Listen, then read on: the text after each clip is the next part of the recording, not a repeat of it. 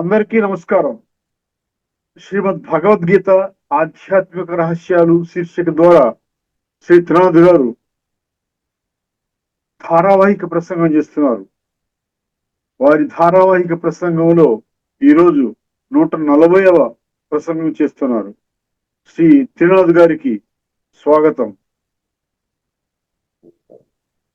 శ్రీమద్ భగవద్గీత ఆధ్యాత్మిక రహస్యాలు ఈ కార్యక్రమాన్ని వీక్షిస్తున్నటువంటి గీతా ప్రేమికులు, ముఖ్యంగా అందులోనూ తత్వాభిలాషులందరికీ కూడా నమస్కారం. గీతలో ఇప్పటి వరకు మనం తెలుసుకున్నటువంటి విషయాలలో ఒక్క విషయాన్ని ప్రతి ఎపిసోడ్లో మనం రిపీట్ చేస్తూ ఉన్నామండి. ఏమిటంటది? అంధవిశ్వాసాన్ని విడిచిపెట్టండి, బుద్ధి నేత్రాన్ని తెరుచుకోండి, సత్యత అనేటువంటి మార్గంలో ప్రయాణం చేయండి. ఇక నుండి మనం అసతోమ సద్గమయ, తమసోమ జ్యోతిర్గమయ, మృత్యోర్మ అమృతంగమయ అని ఇంకా ఆ విధంగా పాడనవసరం లేదండి. ఎందుకంటే నేను సత్య మార్గం నుండి సత్య మార్గంలోకి వస్తున్నాను. అదేవిధంగా అజ్ఞాన అంధకారం నుండి వెలుగు అనేటువంటి జ్యోతి స్వరూపం అనేటువంటి ప్రకాశ స్వరూపం అనేటువంటి జ్ఞానం ఆధారంగా నా జీవితాన్ని పరివర్తన చేసుకుంటున్నాను. అదేవిధంగా మృత్యోర్మ అమృతంగమయ్య, ఈ మృత అనేటువంటి శరీరంలో అమృతత్వము ఉన్నది అన్న సంగతి నేను తెలుసుకున్నాను. కాబట్టి ఆ విధంగా నేను జీవన ప్రయాణాన్ని కొనసాగిస్తాను అనుకున్నట్లయితే ఇక నుండి అసతోమ సద్గమయ్య పాటని పడుకోకండి. ముఖ్యంగా భక్తికి జ్ఞానానికి ఒక్క తేడా ఉందండి. భక్తిలో ఇక్కడ గీతలో 7వ అధ్యాయంలో ఒక శీర్షిక పేరేం పెట్టారండి? జ్ఞాన విజ్ఞాన యోగం అని పెట్టారు. జ్ఞాన విజ్ఞాన తృప్తాత్మ అన్నాడు అక్కడ. జ్ఞాన విజ్ఞాన సహితం అన్నాడు ఇంకొక శ్లోకంలో. ఇక్కడ జ్ఞానము విజ్ఞానం యొక్క స్పష్టమైనటువంటి తేడాని మనం గుర్తించాలి. జ్ఞానము అంటే ఆధ్యాత్మిక జ్ఞానము అని గుర్తుపెట్టుకోవాలి. ఆధ్యాత్మిక జ్ఞానం అంటే ఆత్మ, పరమాత్మ, సృష్టి చక్ర జ్ఞానం. ఇదే కాకుండా కర్మ సిద్ధాంతం కూడా చెప్పినట్లయితే మనం తప్పుడు పనులు చేయకుండా ఉంటాం. ఇక్కడ జ్ఞానము అంటే ఇన్ఫర్మేషను, విజ్ఞానము అంటే ఆ జ్ఞానాన్ని జీవితంలో ఆచరించే విధానాన్ని విజ్ఞానము అంటారు, విజ్డమ్ అంటారు ఇంగ్లీష్లో. అంటే మనం వైజ్ అవ్వాలన్నమాట. నాలెడ్జబుల్గా అయితే ఇన్ఫర్మేషన్ గ్యాదరింగ్లోనే ఉంటాం, ఇన్ఫర్మేషన్ని సేకరించుకుంటాం. జ్ఞానాన్ని మనం ఆ విధంగా బ్యాంకులో డిపాజిట్ చేస్తున్నట్టు బ్యాలెన్స్ని అలాగ పెట్టుకుంటాం. ఇవాళ 10,000, రేపు 10,000, ఇంకో 1,00,000, 5 లక్షలు, 3 లక్షలు, ఇలాగా 100 కోట్లు పెట్టుకుంటాం. కానీ అది వాడుకోకపోతే ఏమీ లేని వాడితో సమానంగా ఉంటాం. ఉన్నవాడు వాడుకోకపోయినట్లయితే లేనివాడితో సమానం. లేనివాడు లేక వాడుకోవటం లేదు, ఉన్నవాడు ఉన్నప్పటికీ వాడుకోవటం లేదు. ఇక్కడ ఈ విజ్ఞానం అనే కాన్సెప్ట్ని మనం మిస్ చేసుకున్నామండి. జ్ఞానం నుండి వస్తుంది ఆచరణ. యద్యద్ ఆచరతి శ్రేష్ఠ అన్నాడు గీతలో 3:21లో. 3:31లో ఏమే మతం నిత్యం అనుతిష్టంతి మానవ అన్నాడు. నిత్యం అనే పదం కూడా వచ్చింది అక్కడ. అదేవిధంగా 9వ అధ్యాయం 2వ శ్లోకంలో ప్రత్యక్షావగమం అన్నాడు. మీరు ఆ పదాల అర్థాన్ని తెలుసుకోండి మీ దగ్గర ఉన్న గీతా పుస్తకాల్లో. ప్రత్యక్షముగా జీవితములో అనుభవం చేయదగినటువంటి జ్ఞానాన్ని భగవంతుడు చెప్తున్నారు. ఈ ఒక్క విషయాన్ని కాస్త బుద్ధినేత్రాన్ని తెలుసుకుని ఆలోచించి అర్థం చేసుకోగలిగితే మన జీవితం మారుతుంది. ఎందుకంటే పరివర్తన కావాలి. చెడు నుంచి మంచిలోకి మనం పరివర్తన అవ్వాలి. నెగిటివ్ నుంచి పాజిటివ్లోకి పరివర్తన అవ్వాలి. కేవలము నా ఒక్క వర్గానికి మాత్రమే ఒక భగవంతుడు ఉన్నాడు అన్నట్టుండి విశ్వాత్మలందరికీ ఒక్క తండ్రి, ఆయనే సర్వశక్తివంతుడు, దివ్య గుణాల సాగరుడు, పతిత పావనుడు, త్రిగుణాతీతుడు, ఈ విధంగా అనుకుంటాం కదా. ఆ విధంగా అర్థం కావాలి. అర్థమైతే మన జీవితం మారిపోతుంది. అల్టిమేట్గా మన లక్ష్యం ఏంటండి?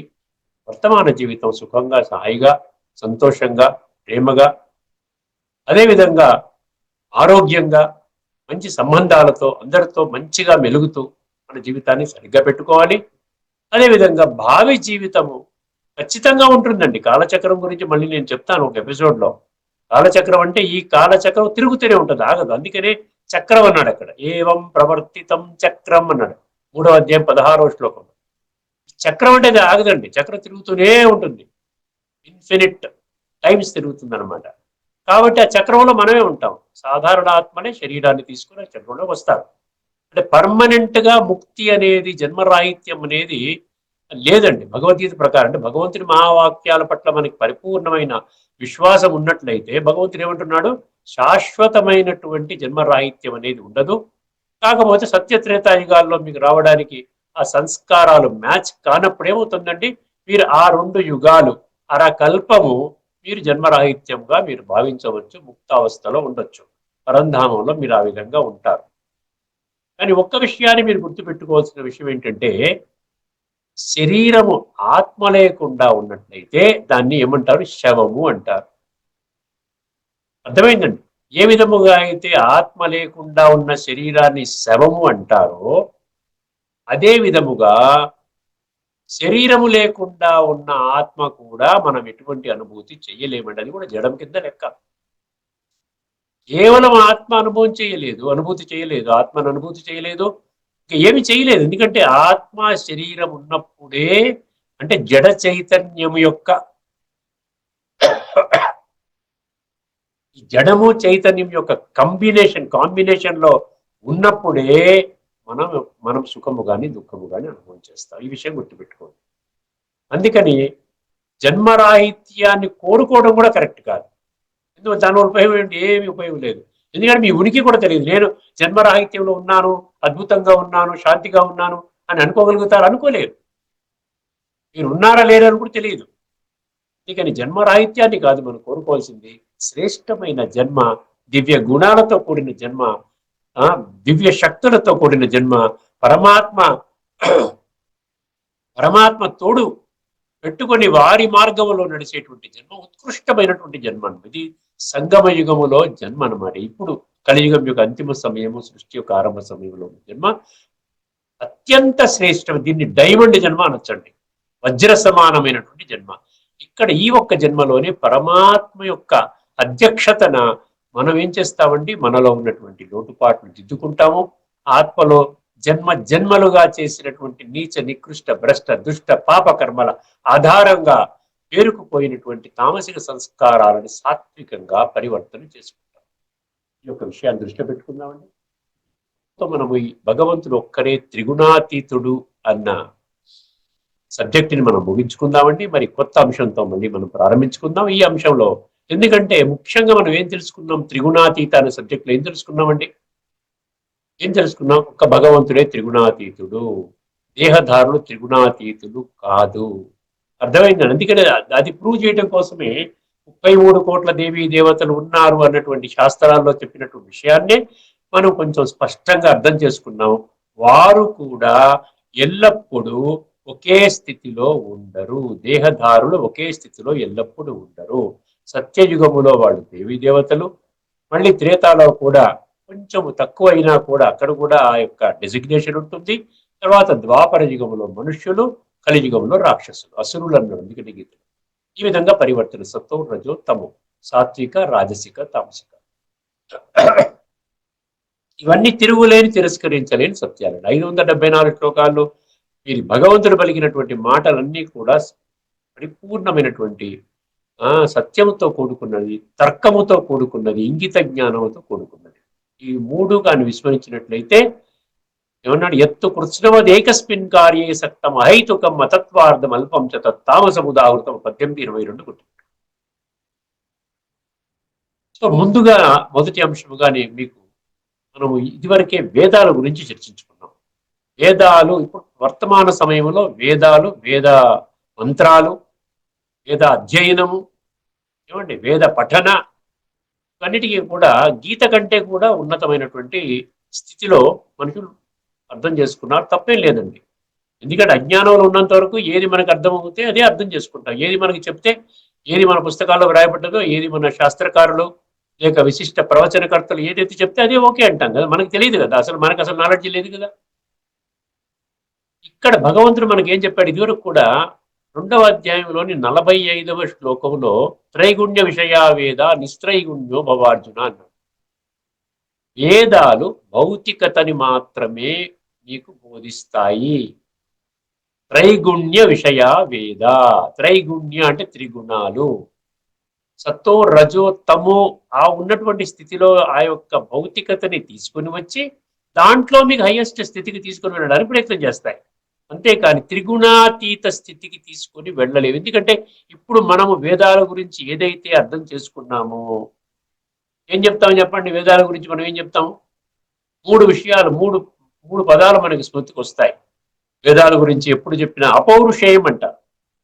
అపౌరుషేయం అంటే ఏంటంటే ఏ పురుషుడు, ఏ మనిషి, ఏ వ్యక్తి ద్వారా అది వ్రాయబడ్డ శాస్త్రము కాదు అంటారు. అపౌరుషేయం అంటే అది గుర్తుపెట్టుకోండి.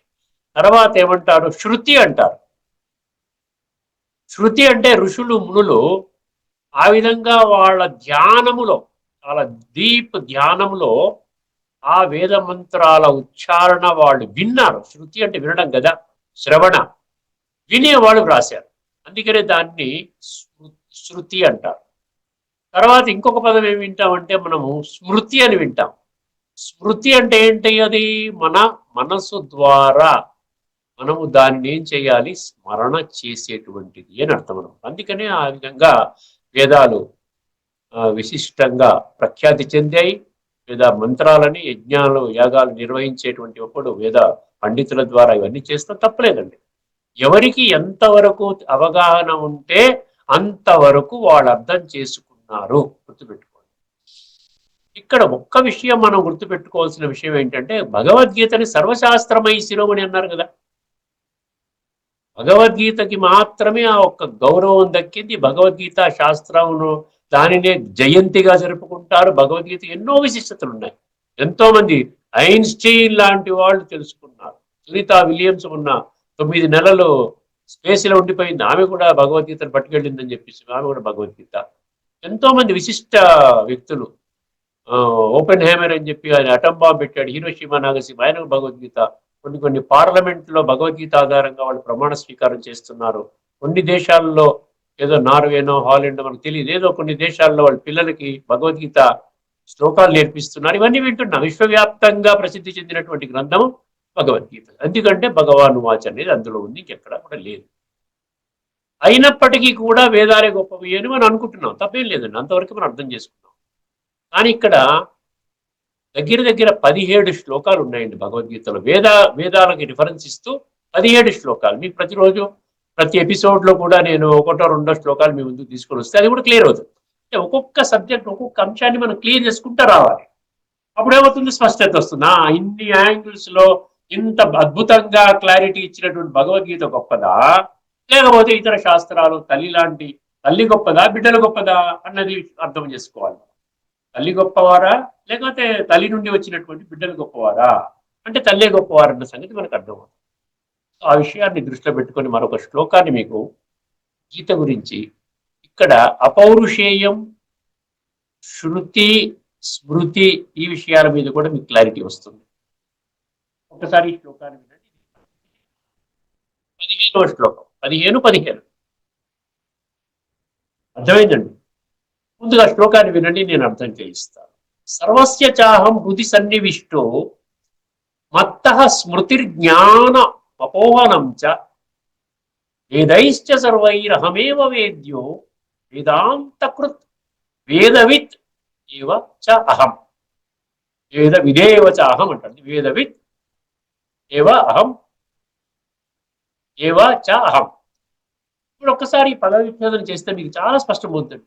భగవద్గీత యథార్థము అంటే ఒకటే గుర్తుపెట్టు. ఎవరైనా మీకు యథార్థం అని చెప్పారనుకోండి, యథార్థము మరియు వర్సెస్ భాష్యము గుర్తుపెట్టు.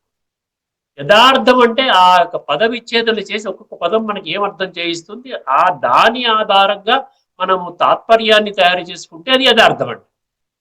దీనికి ఏ సంబంధము లేకుండా మనం ఒక భావనకు వచ్చినట్లయితే దాన్ని భాష్యం అంటారు, ఇంటర్ప్రిటేషన్ అంటారు.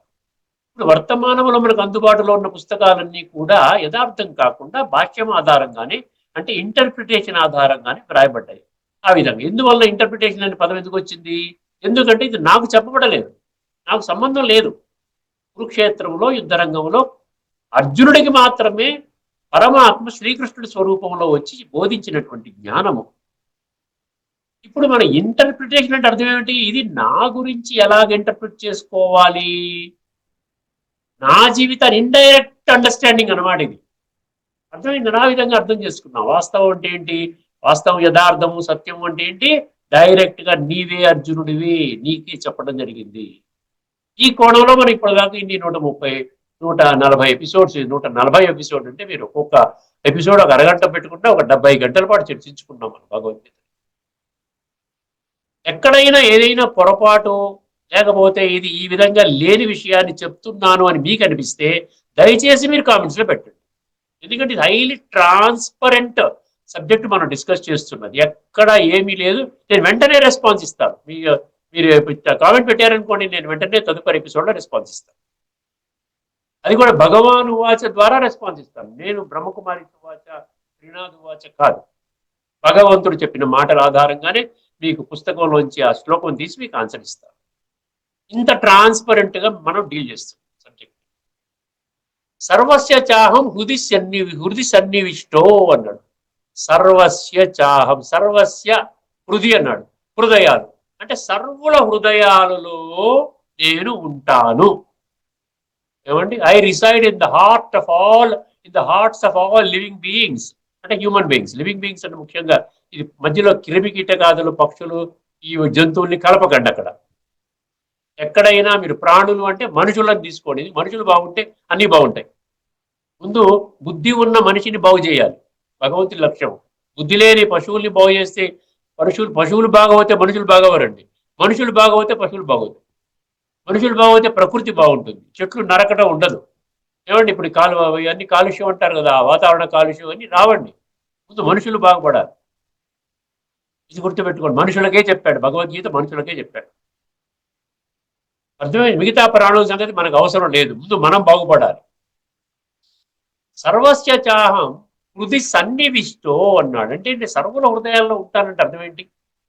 సర్వుల హృదయాలలో ఉంటాను అంటే ఫిజికల్ గా ఉంటానని కాదు. అసలు భగవంతుడే మెటాఫిజికల్.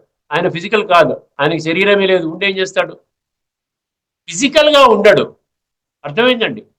850 కోట్ల మనుషులు ఉన్నారు. ఎవరైతే ఉన్నారో వాళ్ళందరి యొక్క బాగోగులు నేను చూసుకుంటాను.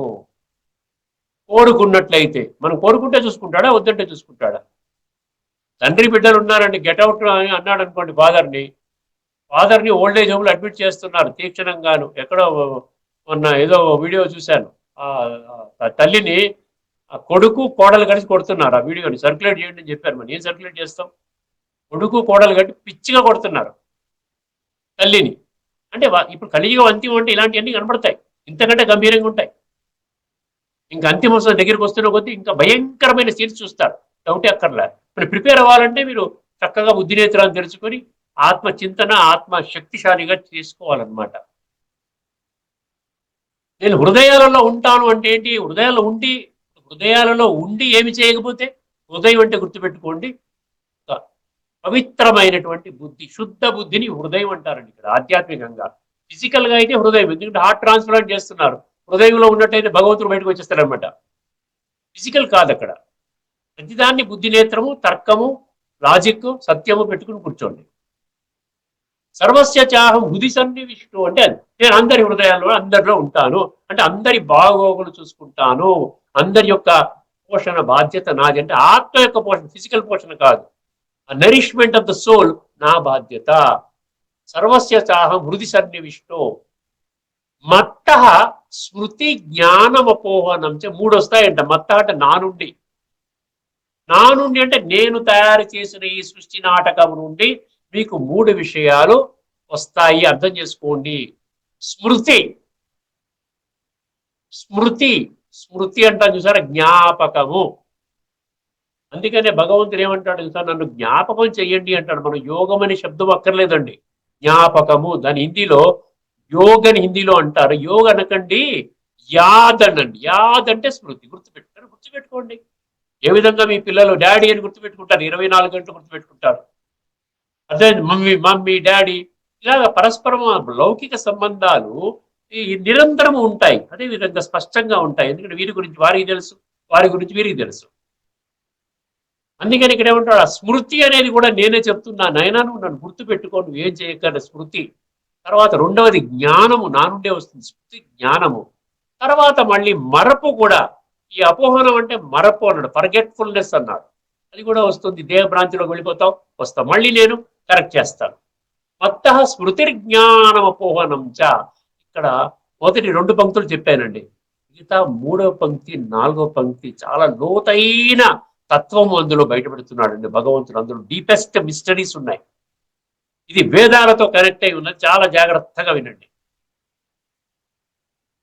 వేదైశ్చ సర్వై అహమేవ వేద్యో అన్నాడు. వేదైశ్చ సర్వై, సర్వ వేదాలు, అర్థమైందండి, సర్వ వేదాలు ద్వారా నన్ను తెలుసుకోవాలంటున్నాడు. I am to be known through Vedas, through all the Vedas. 4 వేదాలు ఉన్నాయి కదా, సామవేదము, మిగతా వేదాలు ఉన్నాయి కదా, అన్ని వేదాల ద్వారా దాని సారం ఏంటి, నన్ను గుర్తించాలి అంటున్నాడు. అర్థమైందండి? ఏమన్నాడండి? వేదైశ్చ సర్వై అహమేవ వేద్య. వేద్య అంటే తెలుసుకోవడం, నన్ను తెలుసుకోవాలి. మీకు వేదాలన్నీ తెలుసు కానీ నన్ను తెలియకపోతే మీకు వేదాలు తెలియనట్టే కదా. సారం, వేదాల సారం ఏంటి, నన్ను గుర్తించాలి. అది 3వ పంక్తి. 4వ పంక్తి ఇంకా భయంకర 2 విషయాలు చెప్తున్నాడు వేదాల గురించి. సర్వైశ్చ ఏమన్నాడు? వేదైశ్చ సర్వై అహమేవ వేద్యో వేదాంత కృత్ వేదవిత్ అహం. అర్థమైంది? వేదవిత్, వేద విదేవ చాహం అంటే వేదవిత్ అహం చ, వేదవిత్ చ అహం. వేదైశ్చ సర్వై అహమేవ వేద్యో అంటే వేదాల ద్వారా తెలియదగినటువంటి వాడిని నేనొక్కడినే. మీరు కావాలంటే మీ దగ్గర ఉన్న పుస్తకం చదువుకోండి, ఏ పుస్తకం అని చదువుకోండి, అదే ఉంటుంది. వేదాల ద్వారా తెలియదగినటువంటి వాడిని నేను ఒక్కడినే. నన్ను మీరు తెలుసుకుంటే మీరు వేదాలు తెలుసుకున్నట్టు. వేదైశ్చ సర్వైరహమేవ వేద్యో వేదాంతకృత్, వేదాల కర్తని నేను అన్నాడు, వేదాల రచయితని నేను అన్నాడు. చూడండి, వేదాంతకృత్. ఇక్కడ మీరు వేదాంతం అనే పదం వచ్చింది. ఇక్కడ ఇందులో మళ్ళీ ఇంకో సీక్రెట్ ఉంది. మనం సీక్రెట్సే చెప్పుకుంటున్నాం కదండి. వేదాంతం అంటే ఏంటి, వేదాలంటే ఏమిటి? వేదాలు వేదాంతం 2 ఒకటేనా? వేదాలు వేదాంతం 2 ఒకటేనా అంటే కాదంట. వేదాలు అనేది ఏంటంటే భక్తిలో ఏ విధంగా మీరు పూజలు పునస్కారాలు ఎలా చేసుకోవాలి, భక్తి ప్రజ్ఞ అంటే భౌతికంగా మీరు ఏ విధంగా ఎదగాలి భగవంతుని పొందడం కొరకు అనేది అది వేదాలు అని చెప్పారు. వేదాంతం అంటే ఆధ్యాత్మికం, వేదాంతం అంటే ఆత్మానుభవం, పరమాత్మ అనుభవం. ఈ విధంగా భగవద్గీతలో ఉన్నటువంటి విషయాలన్నీ అర్థం చేసుకోవడం వేదాల యొక్క అంతం అంటున్నాడు. వేదాంతం అంటే ఏంటి? End of the essence of all Vedas. వేదాంత, వేదాంత వేదాలు ఒకటి కాదంట. అర్థం అంటే భక్తి భగవంతుడు చెప్తున్నాడు, జ్ఞానము ఆధ్యాత్మికము భగవంతుడు చెప్తున్నాడు. ఒక్క విషయానికి అర్థం చేసుకోండి, ఆధ్యాత్మికము అన్న పదం ఎవరైనా ఉచ్చరిస్తున్నారు అంటే 100% అందులో ఆత్మ విద్య ఉండి తీరాలి. లేకపోయినట్లయితే ఆధ్యాత్మికత అది అనబడదు. స్పిరిచువల్ అన్నప్పుడు స్పిరిట్ నాలెడ్జ్ లేకపోతే ఎలాగండి? స్పిరిట్ అంటే ఆత్మ కదా, స్పిరిట్ అంటే సోల్ కదా.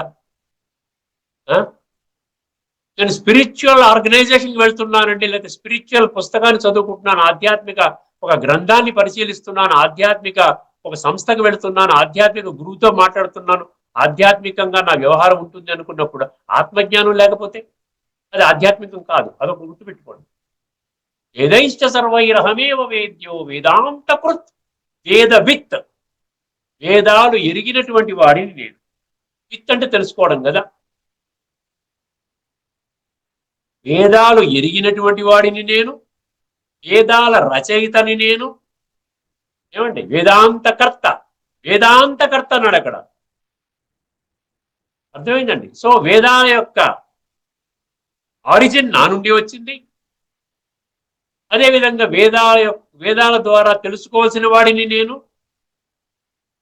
వేదాలు ఎరిగిన వాడిని నేను. వేదాల గురించి 3 పాయింట్స్ చెప్పాడు. వేదాల ద్వారా తెలియదగిన వాడిని నేను, వేదాంతం యొక్క రచయితను నేను, 3వది ఏంటన్నాడండి? వేదాలు ఎరిగిన వాడిని నేను. అపౌరుషేయం అంటే అక్కడ నిరాకార జ్యోతి స్వరూపుడు, అక్కడ ఫిజికల్ గా ఒక మనిషి చెప్పినటువంటిది కాదు అని అర్థమవుతుంది కదా. పురుష అపౌరుష, అపౌరుష భగవంతుడు పురుషుడు కాదు కదా, అపౌరుష. పురుష అంటే అక్కడ దేహం దేహం గురించి చెప్తున్నాడు. అక్కడ పురుషుడు స్త్రీ పురుష అంటారు కదా. ఇప్పుడు ఈ విధంగా అర్థం చేసుకుంటే భగవంతుడు నిరాకారుడు, జ్యోతిర్బిందు స్వరూపుడు, పరమ పిత, పరమ ఆత్మ అన్న సంగతి మరచిపోవటం వలన, అన్న సంగతి విస్మరించడం వలన మనకి వేదాలు అక్కడ అపౌరుషంగానే చెప్పడం జరుగుతుంది. ఒక్కసారి ఇది నిరాకార స్వరూపాన్ని గుర్తించి ఈ 15:15లో ఇచ్చినటువంటి వేదాంతకర్తను నేను, వేదాల ద్వారా ఎరుగవలసినటువంటి వాడిని నేనే, వేదాలు ఎరిగినటువంటి వాడిని నేనే. ఎందుకు కొంచెం నేను డీటెయిల్గా ఎక్స్ప్లెయిన్ చేస్తున్నానంటే కన్ఫ్యూజన్ పోవాలి. అమ్మయ్యా, నాకు వేదాల గురించి ఇప్పుడు అర్థమైంది. ఎందుకు అపౌరుషేయం ఎందుకు అన్నారు, శృతి ఎందుకు అన్నారు, స్మృతి ఎందుకు అన్నారు. ఋషులు చాలా డీప్ తపస్యలో ఉన్నప్పుడు వాడు విని వ్రాసారు అంటున్నారు కదా. ఎక్కడి నుంచి వచ్చింది ఆ వాయిస్? అపౌరుషేయం పరమాత్మ. పరమాత్మ చెప్పినటువంటి మొత్తం ఎసెన్స్ అంతా ఒక్కటి సింపుల్ అండి. నీవు ఆత్మవి, ఆత్మల తండ్రి పరమాత్మ, ఆయన పరము, ఆత్మ శరీరం యొక్క యజమాని, ఆత్మ అవినాశి, ఈ శరీరం వినాశి. ఈ ఆత్మని విస్మరించడం వలన ఎన్నో జన్మలుగా నీవు చేసినటువంటి కర్మల, దుష్ట కర్మల ఆధారంగా ఆత్మ కుళ్ళిపోయింది. ఆ కుళ్ళుని రాజయోగం అనే ప్రక్రియ ద్వారా కడుక్కోవాలి. ఇంతకంటే సబ్జెక్ట్ ఏమీ లేదండి, చాలా సింపుల్. భగవంతుడే సుప్రీం టీచర్ గా వచ్చి చెప్తే ఇంతకంటే ఇంతకంటే ఇంకా సులభం ఇంకేముంది చెప్పండి? కష్టంగా చెప్తాడా? ఇప్పుడు ఒక్కసారి జాగ్రత్తగా వినండి, మరొకసారి మళ్ళీ మన పుస్తకం కూడా చూసి మనం ఇంకో చిన్న విషయం ఒక 5 నిమిషాల్లో ముగించేస్తాను. ఎందుకంటే ఈ సబ్జెక్ట్ దీంతోని మనము త్రిగుణాతీత స్థితిని మనము ముగించేసుకుంటున్నాం అంశాన్ని.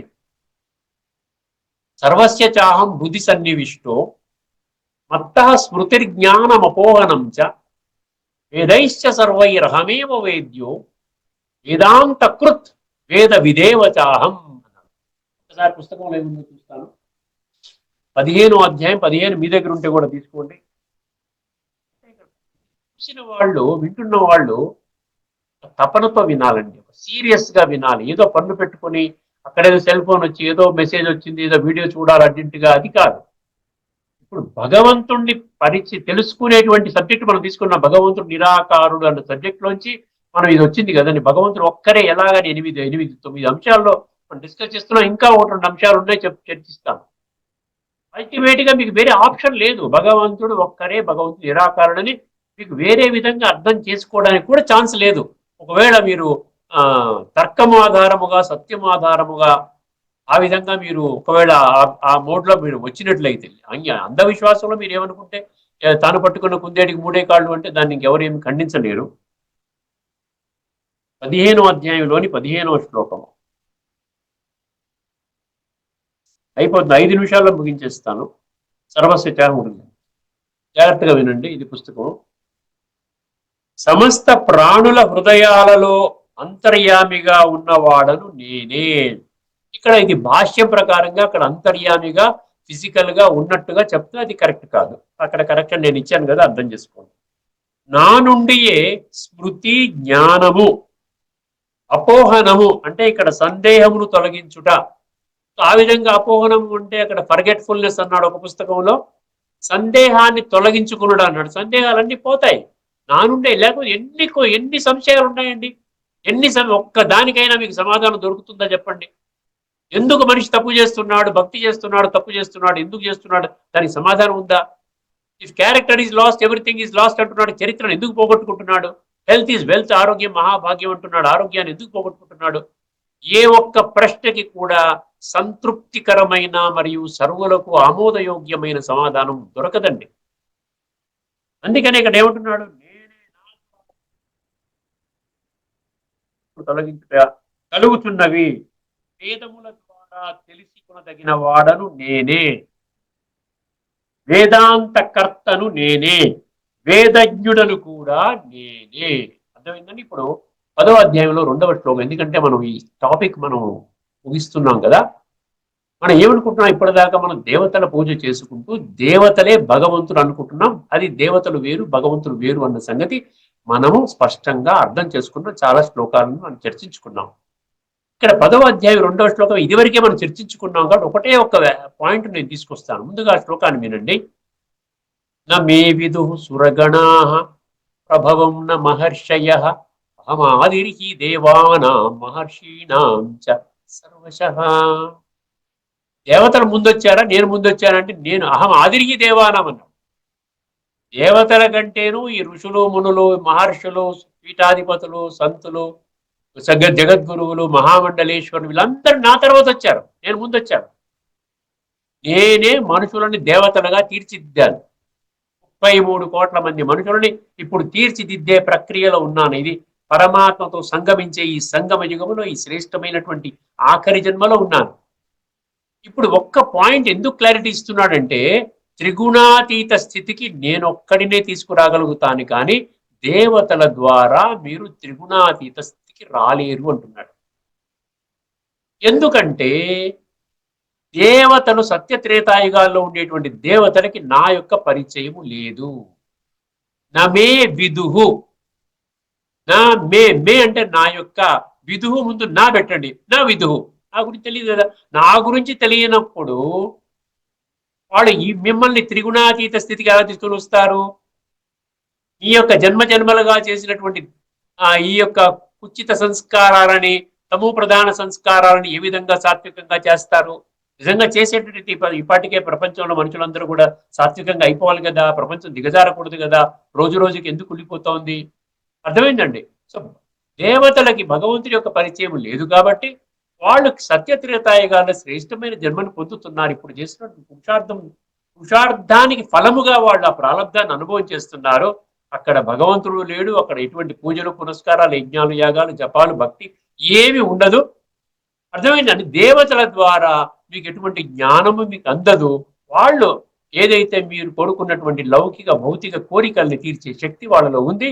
అది కూడా భగవంతుడే ప్రసాదిస్తున్నాడని మనం గత 2-3 ఎపిసోడ్స్ మీరు విన్నట్లయితే మీకు అర్థమవుతుంది. అర్థమైందండి.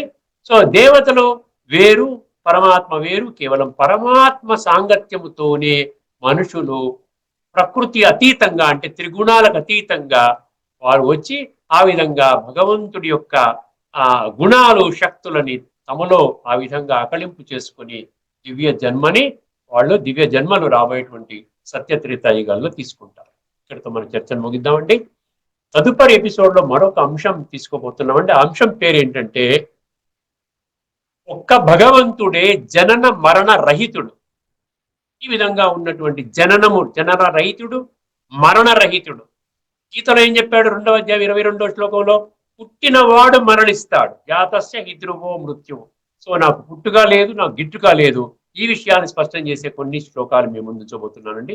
అంతవరకు సెలవు. లోకా సమస్తా సుఖినో భవంతు. ఓం శాంతి.